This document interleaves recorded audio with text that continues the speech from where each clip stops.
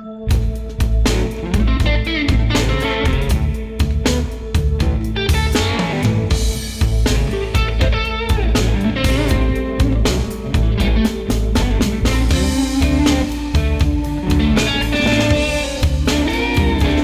yung nakaraang project, oh. Pulse width modulation, 555 timer. I-adjust mo lang yung knob, babago na yung takbo ng motor. Yun, oh. Bibilis siya.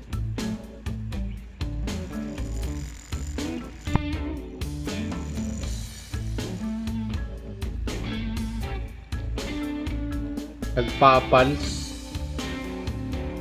Pag mabilis yung pulse, mabilis din yung ikot ng motor.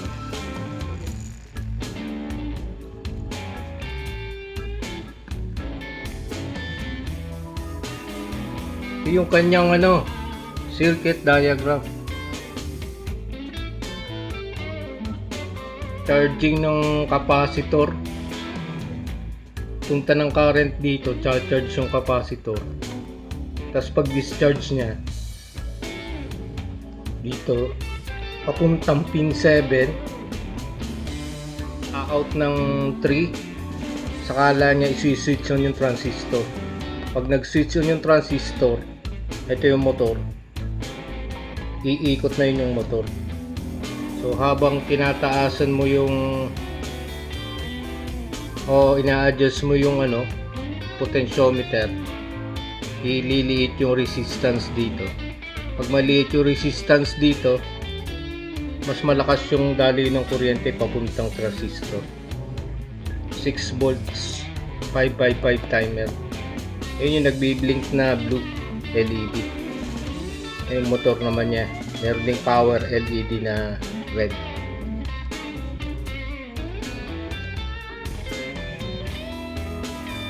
PWM, pulse width modulation.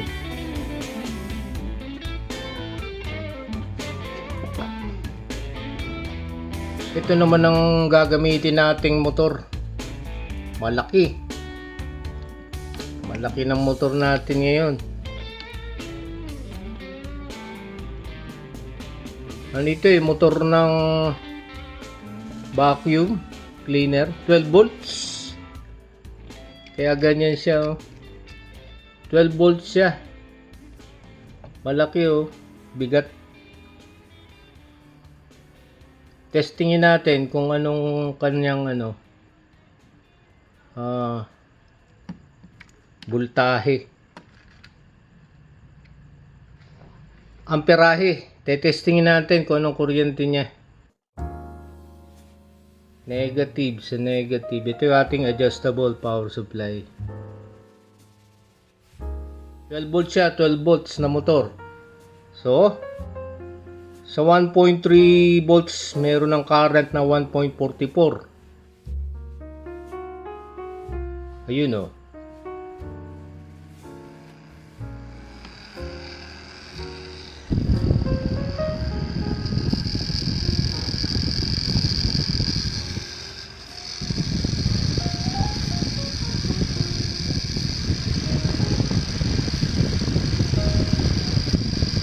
Sa 5 volts, kaya niya mga 4 ampere. Lakas, 4 ampere. Di ba? So sa 5 volts, di-design natin ito sa 5 volts. Kaya niya hanggang 12 volts,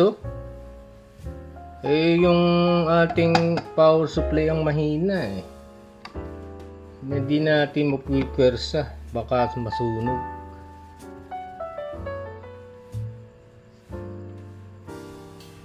Ito yung setup natin. Ito yung ating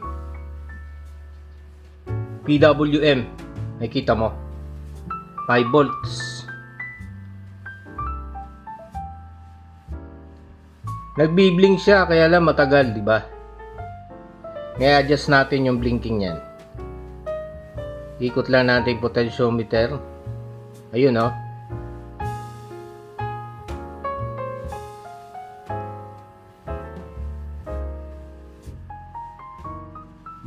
mabilis na.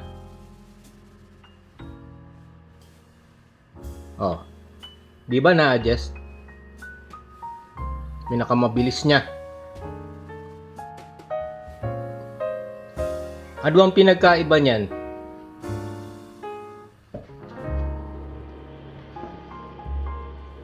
Ito yung unang PWM. So yung charging, may diode. Hiwalay yung charging sa discharging naman papunta dito. May diode din. So sa charge siya dito, tapos discharge dito. Para siyang may sariling pathway o daan. Dito naman sa bago, iba. Magkasama. Straight highway. Pag charge niya, dadaan sa 1K. Ano ito? 10K. 10K. Then capacitor. 470 microfarad. Tapos i-discharge niya through, ay depende doon sa ikot ng potentiometer. Pag nandito sa pinakaumpisa, malaki resistance, di ba? Mabagal yung charging. Pag mabagal ang charging, matagal mag-discharge. Pag discharge niya,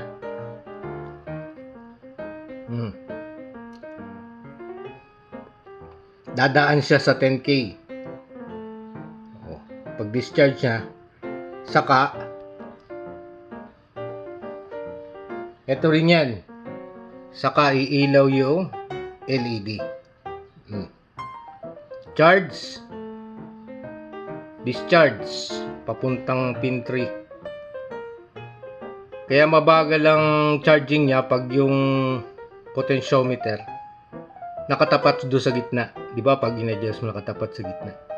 Ito yun. Pag ina-adjust mo siya, bababa yung resistance, di ba? Magso-shortcut papuntang capacitor. Ito, kaya bibilis yung blinking. Pag in-adjust mo ulit sa umpisa, dalawang resistor ulit naka-series. So charge ng capacitor, then discharge papuntang output. Kaya siya nagbi-blink sa charging at discharging ng capacitor.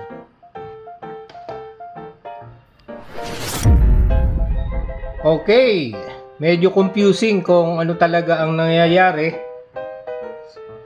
sa ating circuit, kung sa charging ba ng capacitor o sa discharging nagkakameron ng output ang 555. So ang gagawin natin, ito, sinimplify ko, ito lang kailangan natin. Yung channel 1 nakakonekta sa channel 1 yellow, channel 2 sa output ng capacitor, positive, negative, ground ng oscilloscope. Tingnan natin kung sa charging ba ng capacitor may output o sa discharging niya. Tingnan natin yung ating initial state, yung potentiometer, lalagay natin doon sa pinaka-starting niya. To the left nung ating potentiometer. Nakasagad siya sa left side. So, kung ganyan, dalawang resistor, 10K tsaka 1K, naka-series, papuntang capacitor, magcha-charge yung capacitor. Pag-charge ba niya, may output? Tingnan natin. Channel 1.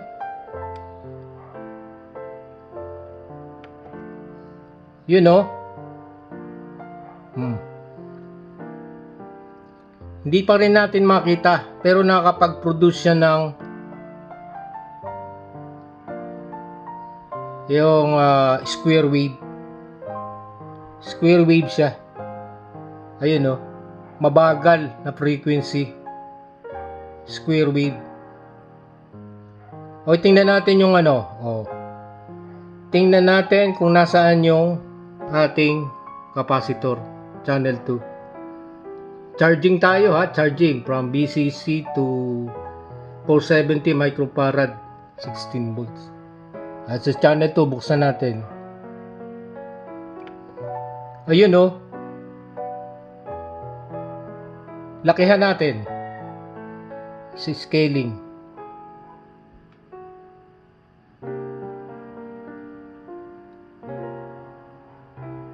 5 volts. Naging 2 volts per division na yung channel 1, channel 2, 2 volts per division na siya. Ayun oh. Ilang box yan? Di ba 5 volts yan? 5 volts yung ating supply. Dalawang box, 4 volts, tsaka may isa pa, 1 volt kalahati. So makikita mo dito. Oh. Nagcha-charge yung capacitor. So nagcha-charge pala siya 1/3. 1/3 nung supply natin. Sa 1/3 nag-start siya mag-charge up to 2/3. Di ba ito yung full ano natin, supply. Charge siya ng 1/3, nag-start siya sa 1/3 up to 2/3. So nagcha-charge siya. Merong output. Di ba ito yung output niya oh. Yan yung kulay dilaw. Pag tinanggal ko yung blue, yan yung output niya oh. Dilaw. On siya, on. So ibig sabihin pag nagcha-charge pala ito, merong output. And then discharge. Ito yung discharge niya oh. Pababa. From 2/3. Di ba 2/3 nung height nung ating 5 volts? Hanggang sa maging 1/3. So discharging niya dito, since sa discharging dadaan ng 10K, ito nakalagay sa gitna, papunta sa pin number 7, discharge pin, then out. Wala siyang output.